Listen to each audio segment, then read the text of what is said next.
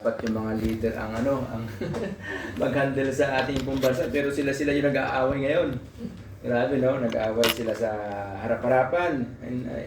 In public, dapat mga ibang bagay dapat na hindi na dapat i-public yung mga bagay na. Pero grabe yung nangyayari. Tuloy nga po na wala na pong ibang pinakamagandang balita kundi ang salita ng Panginoon. Amen. Kanina nga po lamang kanina kumakain ako, may narinig akong balita. Hindi ka nais-nais sa pandinig. Talagang pati ako nanggigigil ako sa sa narinig ko. Parang gusto kong kaltukan pag Kaso nga lang, nanay pa rin yung yung pagkakalma, temperance. Naisip ko kanina, parang gusto kong sagutin ng pero ang ituturo ko is pag-ibig pa rin ng Panginoon. No?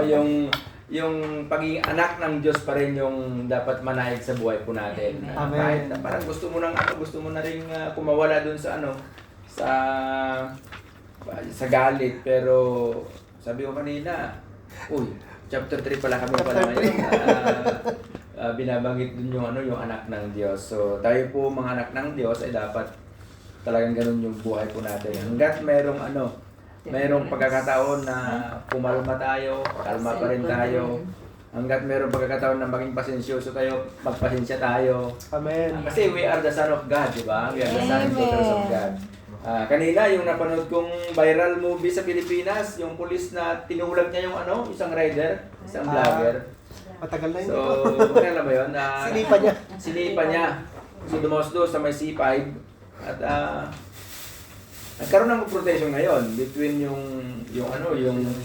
pulis na sumipa. Oo. And then yung vice chairman pala yun ng Napolcom, yung kaya pala Yung driver. hindi yung umuusog sa kanila ngayon, yung nagpabago ng kaso, mataas pala katungkulan, parang hawak niya ang buong kapulisan sa Pilipinas.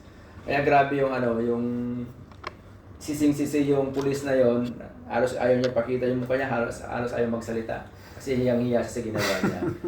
Sabi ng Napolcom, yung chairman, yung pinaka-head sa Pilipinas, na hanggat merong tempera, pulis ka sabi niya, dapat maraig pa rin yung maximum, yung tolerance.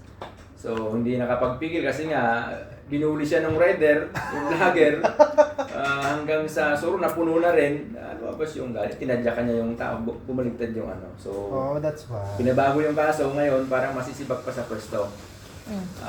Tatlo sila, pati yung pero hindi naman ito masibak yung dalawa. Parang marilib lang sa kanilang mga pwesto. Pero pa man, salamat sa Panginoon dahil nga tayo po ay tinawag ng Diyos na dapat bilang isang lingkod, anak ng Panginoon, is manatili tayo dun sa kalooban ng Diyos. Okay, doon pa rin po tayo sa sa ating pinapag-aralan. Sa chapter 3 ng 1 John. 11. Okay, ano pa na ba tayo? Joke lang. Verse 7 hanggang 10 tayo ngayon. Tapusin na natin to. So, Advance. 1 John chapter 3 verses 7 to 10. So, may lang po yung ating pag-usapan sa gabi nito. Chapter 3, verse 7 to 10. Chapter 3 verses 7 to 10. Sa 1 John pa rin po tayo. Okay, so 27. salamat sa Panginoon dahil nandito po yung ating pong kapatid. First time niya tayo pumunta rito sa bahay nila, Brother Sunny. Yung first time. Ay, may kadwan. Pangalawa. Okay. Pangalawa tayo. First John. Basa. Mga anak. First John. 7:3-7. Sige po. Ang sinumang gumagawa ng tama ay matuwid, tulad ni Kristo na matuwid. Ngunit ang pagpapatuloy sa kasalanan ay kampon ng demonyo, dahil ang Diablo ay gumagawa ng kasalanan mula pa sa simula. Ito ang dahilan kung bakit naparito ang anak ng Diyos, upang wasakin ang mga gawa ng Diablo. Yun. Ang sinumang naging anak ng Diyos ay hindi nagpapatuloy sa kasalanan, dahil ang katangian ng Diyos ay nasa kanyang na. At dahil nga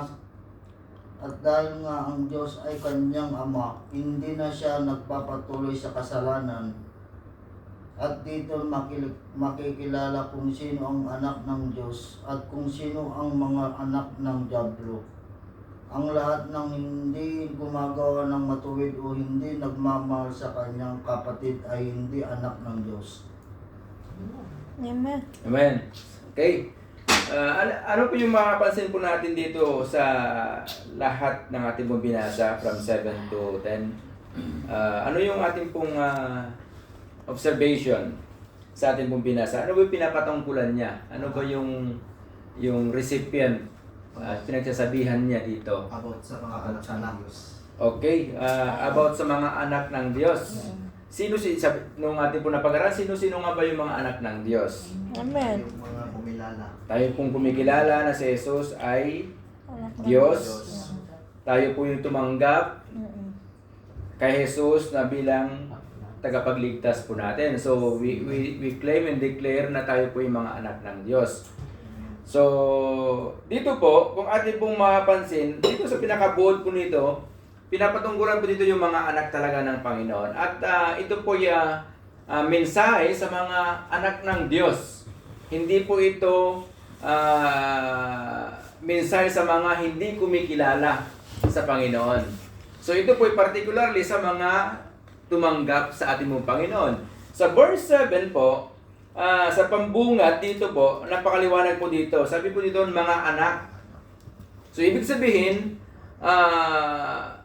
mayroong pagdidiin ni John dito sa mga kanya pong mga tinuturuan. So, dito po, mga anak, sabi niya, sila po yung mga kumikilala at tumanggap sa Panginoon. Kaya matawag niya kasing anak eh. Kasi meron silang ugnayan. Matatawag po tayong anak ng Diyos dahil meron tayong intimate relationship sa Panginoon. Amen. Amen. Hindi mo kasi masasabing tatawaging anak yung isang tao, hindi mo naman kaano-ano at wala kayong personal na relasyon. Relationship, yes. Okay? Hindi mo siya pwedeng tawaging anak. Di ba? Kung wala kayong personal na relasyon. So, matawag mo lamang anak yan kung meron kayong ugnayan. Meron kayong, let's say, anak mo sa pananampalataya, pwede mo siyang tawaging anak. Okay? Kaya dito po, ang binabanggit po dito ni John, ang kanya pong mga listeners po ay mga lingkod at anak ng Diyos. Anak. Those who are believed and receive Jesus Christ as their personal Savior, sila po yung mga tagapakinig dito. So tayo po, bilang isang mga anak ng Diyos, na tumanggap po tayo, kumikilala po tayo sa Panginoon, tayo po yung pong tinatawag na anak ng Diyos. Kasi binabanggit po dyan sa ating pong napag-aralan, John 1:12. Okay? Sabi doon, sa lahat ng mga tumanggap at kumikilala sa Kanya, ay binigyan ng karapatan na maging anak ng Diyos. At tayo po yun. Amen. Amen? And then sabi niya, huwag kayong paninlang kanino man. Sino-sino po ba yung mga binabanggit po dito ni John? Na huwag kayong paninlang kanino man. Sino-sino sila? Yung binibigyan niya ng tawag doon, ng address. Yung kanino man. Yung katamibo ba? Yung yung bang kasama mo sa kwarto? Sabi ko dito, huwag kayong paninlang kanino man. Sino ba sila? Di ba napag-aralan na natin sa, I think sa 2 Peter chapter 2, na binabanggit po doon yung mga huwad na mga guro. So, si John ay in-address niya sa mga hindi kumikilala at mga nagpapanggap na mga mananampalataya. Kaya sila po yung mga pinagsabihan po dito. Sabi niya, huwag kayong paninlang kanino man. Ang sinumang gumagawa ng matuwid ay matuwid tulad ni Kristo. Amen? So, kung ang anak ng Diyos pala ay gumagawa ng katuwiran, kung ating po titingnan po, babalikan, tayo po imahe ng ating Panginoon. God created us in His own image. So, kawangis tayo ng Panginoon. Kaya pag tayo ay gumagawa ng katuwiran, nakikita sa atin yung katauhan ni Kristo. Yung katuwiran ng Panginoon. Okay? Kaya sabi po dito, ang sinumang gumagawa ng matuwid ay matuwid tulad ni Kristo. Okay? Paano ba tayo gumawa ng katuwiran? Of course, yung mali, itatama natin. Mm. Okay? Hindi yung tama ang babalututin natin. Di ba? So bilang anak ng Diyos, tayo po'y gumagawa ng katuwiran. Kapag mali, mali sa harapan po ng Panginoon. Hindi kasi pwedeng itama yung pagkakamali sa isang pagkakamali muli. Mm. Ba? Amen. Nagkamali na eh. Hindi mo pwedeng ipaglaban yung mali. Ipaglaban kung may katwiran. Parang ano yan teleserye yun So, sabi niya, napakaliwanag po, mga anak, huwag kayong paninlang kaninuman. Ibig sabihin, yung po mga tao, yung mga nagtuturo, ang dami na po ngayon. Mm. Mapaglinlang ang mundo. Mapaglinlang yung puso po natin. Mm. Mapaglinlang yung mga bagay na atin po nakikita. Na pagkakalam po natin, tama. Sa panonood po natin sa social media, ang dami pong mga nagtuturo. At minsan, marami pong mga naliligaw. Yung pong mga, ay, ang ganda, kasi ang ganda yung paliwanag eh. Oo. Ang ganda yung paliwanag. Let's say about tithing. May nagturo ng about tithing. Sabi doon, hindi raw dapat, ginagawa yan ng mga ngayon sa ngayon. Ang ganda yung kanyang paliwanag. Kapag hindi ka maingat doon sa pakikinig mo at hindi ka mapagmatsyag, maliligaw po tayo. Kaya sabi doon, huwag tayong paninlang kaninuman. Kanino man. Warning po kasi ito sa mga anak ng Diyos. Ito po babala sa mga mananampalataya katulad po natin. Mm. Na kapag may nagsabing, darating na ang Panginoon. Bukas Sa na. ganito, bukas, darating na siya, maghanda na kayo, ibigay nyo na yung inyong mga kayamanan. Sa akin. Huwag kayong paninlang kaninuman. Di ba? Amen. Sa amin, meron mga gano'n sa atin. Darating si Jesus sa ganito, year 2000. Yeah. Darating na siya.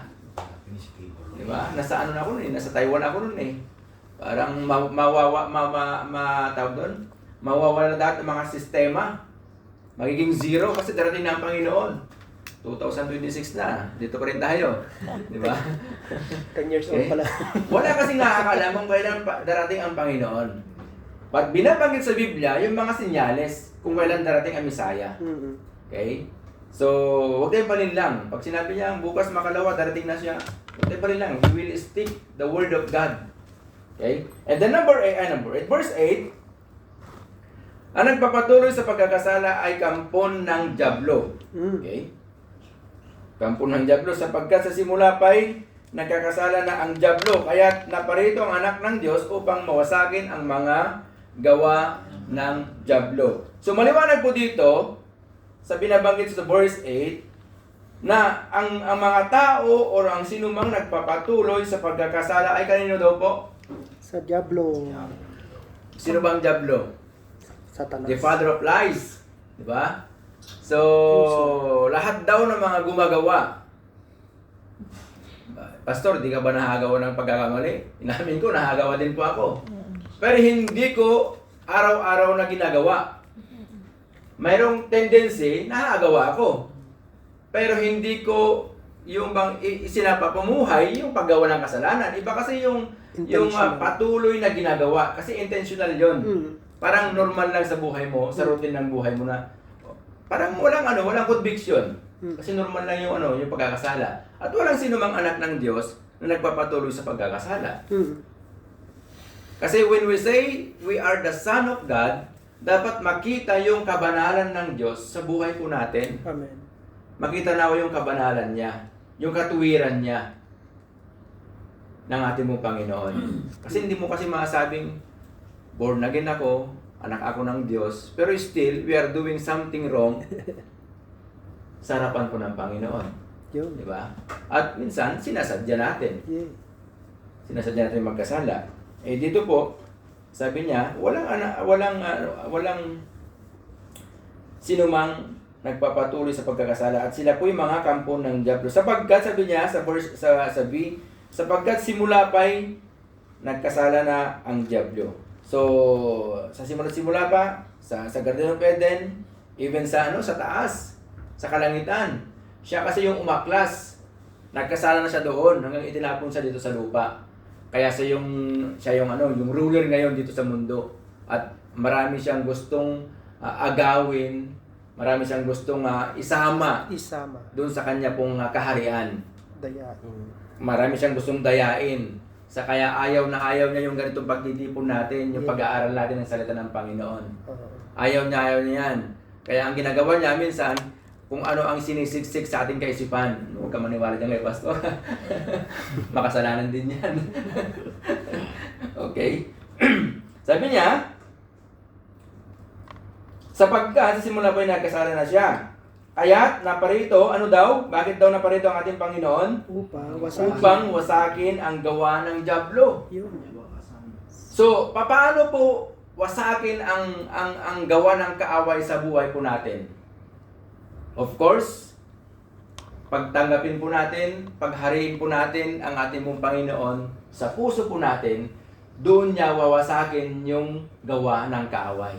Pero pag hindi natin tinatanggap yung salita ng Diyos, hindi natin tinatanggap ang Panginoon, paano wawasakin ng Diyos yung makamundong gawa po natin?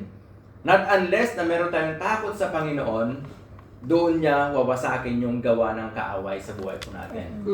Kaya napakahalaga po na paghariin po natin yung Kristo sa puso po natin.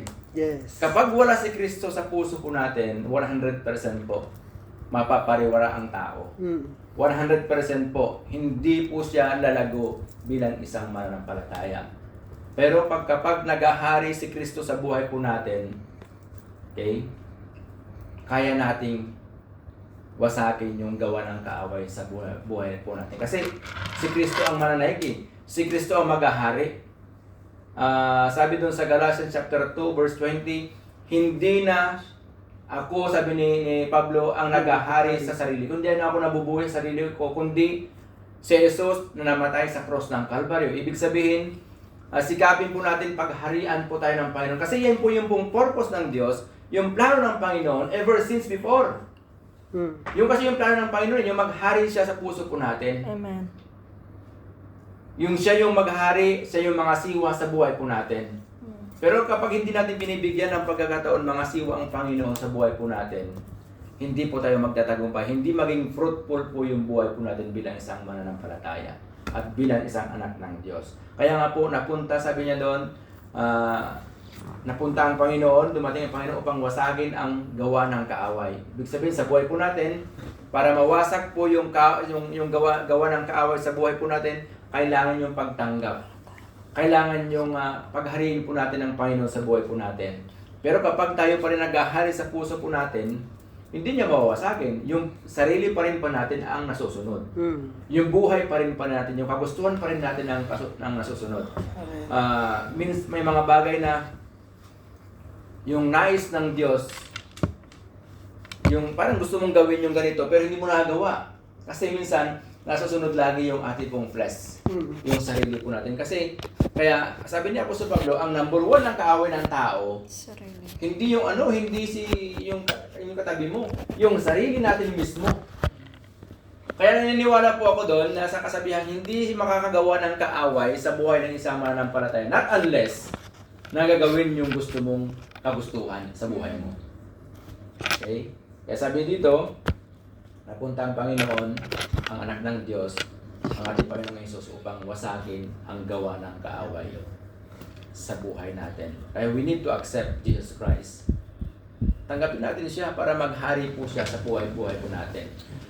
Hanggat hindi po siya naghahari sa buhay po natin, hindi po tayo magtatagumpay. Hindi natin kayang paglabanan kasi ano yan? Laman yan. Ang laman, gusto niya yung mga bagay na makalaman. Pero ang Espiritu, ang nais niya yung mga spiritual na bagay. Kaya kailangan po natin paghariin ang Panginoon. Kailangan natin paghariin ang banal na Espiritu sa buhay po natin. Verse 9, ang mga anak ng Diyos hindi nagpapatuloy sa pagkakasala sapagkat nanatili sa kanila ang binhing mula sa Diyos. Yun. So, ano pa itong binhi na binabanggit po dito? Okay? Maliwanag po sa verse 9, ang mga anak ng Diyos ay hindi nagpapatuloy sa pagkakasala sapagkat nananatili sa kanila ang binhing mula sa Diyos. At dahil ang Diyos ang ama nila, hindi sila maaring magpatuloy sa pagkakasala. Ano ba yung binabanggit po dito? Na binhi. Holy Spirit. Tama ba? Okay? Hindi tinanggap ng Diyos bilang anak. Para daw hindi tayo makapagpatuloy sa pagkakasala, sabi niya, dapat manatili daw sa buhay po natin yung pong binhi na ibinigay ng Diyos. Ito po yung pong banal na Espiritu. Yeah, the Holy Spirit. The Holy Spirit, the seeds na binabanggit po dito, yung pong banal na Espiritu, the Word of God, si Kristo sa buhay po natin. Kaya pag nananatili po ang banal na Espiritu sa buhay po natin, kapag nananatili ang kanya po mga salita, kapag nananatili si Kristo sa buhay po natin, hindi po tayo makapagpapatuloy sa pagkakasala. Yes, nakakasala po tayo, nakagawa po tayo ng hindi kalugod-lugod sa harapan po ng Panginoon, pero hindi po intentional.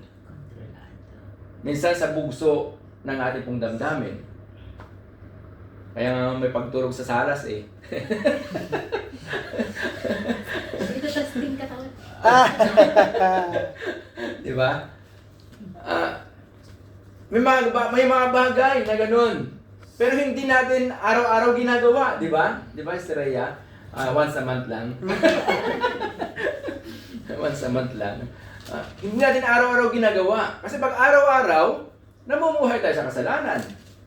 Pero kapag may mga instances lang na, uy, nagawa mo yun dahil sa hindi mo naman sinasadya, nakapagsalita ka dahil hindi ka pa naman talagang rooted sa at least merong conviction. Nalalaman mo, uy, mali pala yun. Siya din, Pastor, may kasalanan din, gano'n. Ako lang ba may kasalanan o siya din? Both yan. Both parties yan. Diba? Both parties yan. Bakit kasi inayaan naman niya? Kasi alam niya, The head of the magagawa family, niya. di ba? Dapat siya yung mag-handle. Doon na naman tayo sa Pasako. sa babasako. Okay. Sabi niya, kasi nananatili daw yung binhi, which is the Holy Spirit sa buhay po natin.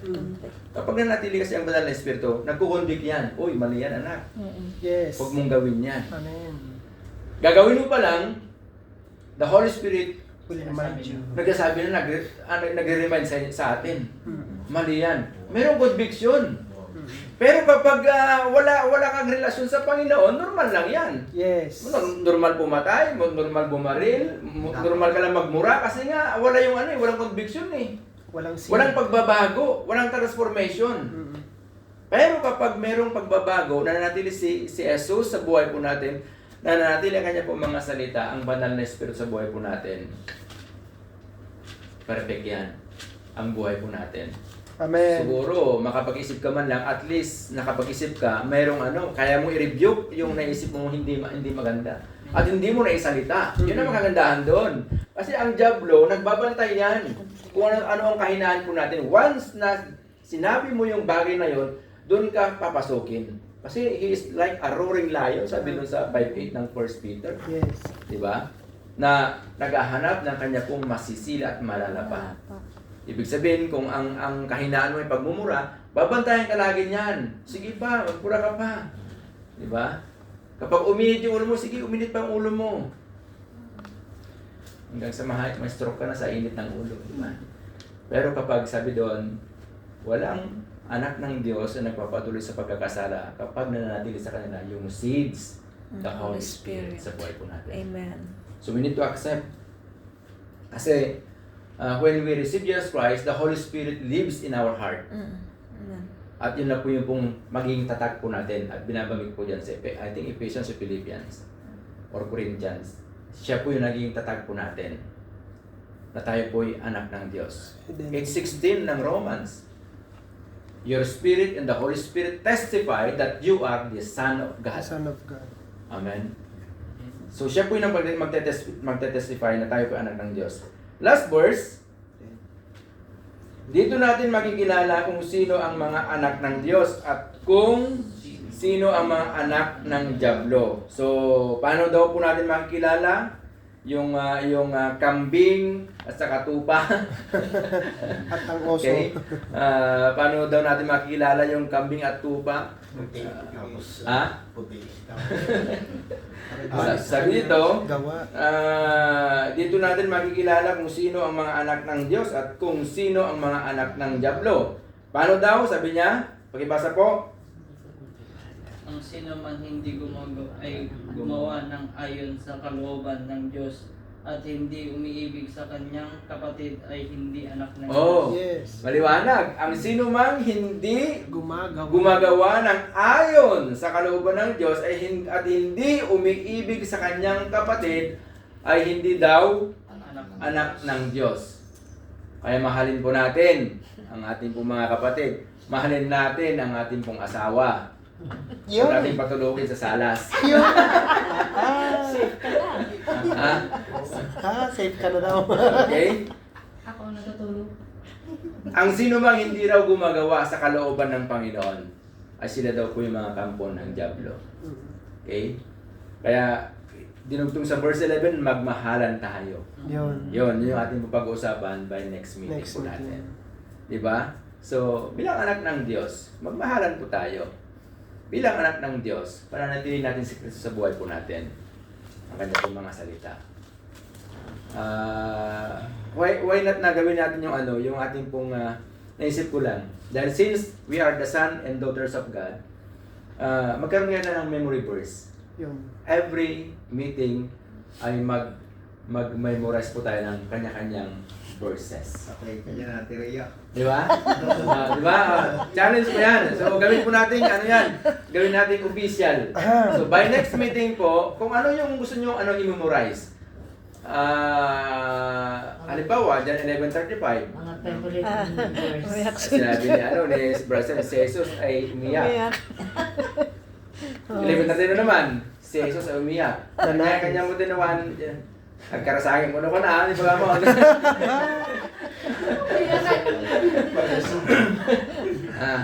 So, magkaroon tayo ng ayan, gawin natin yun para paglago ba? Paglago sa ating pananampalataya. By next meeting po, tandaan po natin, hindi na ako magbibigay kasi pag ako nagbigay, baka mahaba. So, we need to practice Mag-ibigay tayo. na mag-memorize po tayo ng kanya-kanyang memory verse po tayo. Halimbawa, John 3:16, Mag-ibigay tayo. Tagalog first. Tagalog, English, Macanis, Dore pa Ilocano. Ilocano, okay lang. Basta at least meron tayong memory verse, okay? Maging po sa ating mga kasama natin, tayo din. Agree. Okay? Yan. Ako So, pa nagawa ng homework mo. Gumawa ka ng sarili mo. gawa ng sarili mo. Doon po sa Ephesians, sa pagpapasakop. Okay? Salamat po sa Panginoon. At since we are the son and daughters of God, Amen. bilang anak ng Diyos, panatilihin po natin yung kanya pong mga salita. Magmahalan po tayo. The Holy Spirit, kailangan po natin na i-welcome sa buhay po natin lagi. Yung kanya pong mga salita is sa pamuhay po natin. At huwag tayong palinlang kung kani-kanino man. So, we need to speak the Word of God. Pag mayroong nagsabi ganito, tingnan po natin. Tama ba yung kanya pong sinasabi? Katulad nito, tayo po nagbabasa lahat. Hindi ko po sinasabi dahil ayon lamang sa aking sariling karunungan, kundi nakasulat po lahat ng ating pong pinapag-aralan. Okay? Salamat po sa Panginoon. Any violent reaction? Reaction po sa ating pong napag-aralan. Reflection. Meron po kayong gustong sa ating napag-aralan patungkol po sa pagiging anak ng Diyos. Katanungan or naunawaan sa ating po napag-aralan. Sige nga po, si Brother Sunny, meron ba? Ito po sa about po sa pagiging anak ng Diyos na dapat always nating panatiliin na tayo po'y nasusunod natin yung kagustuhan niya dahil kawangis po tayo ng Diyos. Amen. Lahat ng ginawa niya na dapat nating hindi man natin 100% matularan, at least man lang may pasa pamuhay natin yung mga mabuting na isusulat sa banal na aklat. Amen. Para po pagdating po ng tamang panahon pagsama-sama po tayo lahat sa pinangakong karayaan ng Yes. Amen. Amen. Okay. Pero kasi si Brother Jerwin. Wala ka ba? Si ano, si... Tanong isip. Nag-isip na agad yung memory verse niya. Si Mark. Yung last na ano, Last na verse. verse natin na magmahalan tayo. Amen. Ano po. Sige lang naman kailangan natin sa ano, sa mundo kasi minsan yung mga balita na ngayon wala na. Hindi na sila nag-iintindihan, wala nang pagmamahalan na nangyayari. Binuto mo sila para tulungan ka, wala din lang. Nawawala yung pagmamahal. Wala na yung pagmamahal na ano. Yung kasi yung ano, yung kumandang Panginoon, magmahalan tayo, sabi dun sa chapter 13 ng John. So, yung kasi yung ano, yung pinaka-sentro dapat magmahalan tayo. Kasi yun yung ano, yun yung naging daan para tayo po ay maligtas dahil sa pag-ibig ng Diyos sa atin. Kaya nga, kung kaya tayong mahalin ng Panginoon na kahit gaano man yung kasalanan natin, kaya din natin mahalin yung ating mga kapwa na kahit makasalanan sila. Yes. Diba? Kasi dala-dala natin yung image niya. Dala-dala natin yung pag sinabing image kasi, andun lahat yung ano yung katangian ng Panginoon. Dapat makuha din natin yung pag-ibig. Diba? Kahit na hindi ka ibig-ibig, ibigin po natin. Yun. Diba? Kahit na ang hirap pagtiisan, tiisin natin. Kasi pag-ibig magmahalan tayo. Yun po kasi yung command ng Panginoon. Amen. Amen. Si Estrella. Yun po, yung sinabi mo ganun. Gawin mo na. Mahal. Yun nga, kahit nakakainis na pag-iisa na. Oo. Kasi sa pagtitiis natin, kasi nakalagay dyan the fruit of the Holy Spirit is peace. Yeah, Kasama kasama ang pagtitiis. patience, self-control, Self-control, pagtitiis. peace, love. Yan. Oh. So, andun lahat. Kaya, tinitiis tayo ng Panginoon. So, tinuturo niya na pagtiisin din natin yung mga kapatid natin. Huwag natin silang kaltuban. Ano lang yun? Minsan sa ano lang, sa isip lang natin yun, pero hindi naman natin kayang gawin yun. Okay. Kotosan. Kotosan. Salamat po sa Panginoon. Yan, napakabuti ang Diyos. Okay. Amen. So, sana po dumako po sa sa huling panalangin. Kaya wala na doon. Sige po, binibigay ko sa Brother Rodel. Pakyawan daw eh. Pakyawan na. Sige na, pakyawan na. Gusto ko din po idagdag lang yung last doon sa... Di ba makikilala tayo dahil doon sa gawa? Kung ano yung gawa natin. Yun yung imahe. So, merong, di ba sabi niya, yung seed ay nanatili sa atin. That is the Holy Spirit. At meron kasing pag-aaral sa amin nung nakaraan about sa Holy Spirit. That is the most neglected. Ang ibig sabihin ay isa sa mga pinagwawalang bahalang persona ng ating Panginoon. Tatlong persona ng Panginoon. Ang Diyos Ama, Diyos Anak, ang Banal na Espiritu Santo. Ngayon, tapos ng Diyos Ama, dati yan sa Old Testament, nakikipag-usap yan directly sa tao. Ang banal ang Panginoong Jesus ay nakipag-usap din yan sa panahon ng ating mga apostol. Direkta yan, mukhaan. Ngayon naman, ang kumikilos sa atin ay Banal na Espiritu.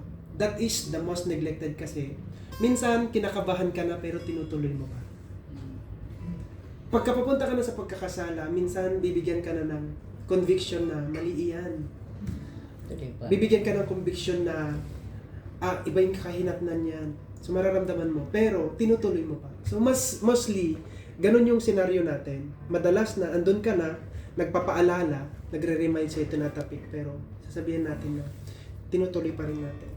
And doon yung pagkakilala sa atin bilang mga mananampalataya. Doon yun sa makikita yun sa John 16:8 na kung saan yung kilos at gawa ng banal na spirit sa buhay ko natin. Lagi nating tandaan yun.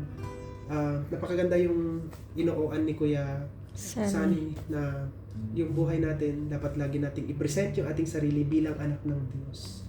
Sa salita, sa isip at sa gawa. Sa mga simpleng conversation, tayo ay nakatataniman ng salita ng Diyos. Ibuga natin yan. Salita ng Diyos. So, let us pray. Kung meron po tayong mga bagay na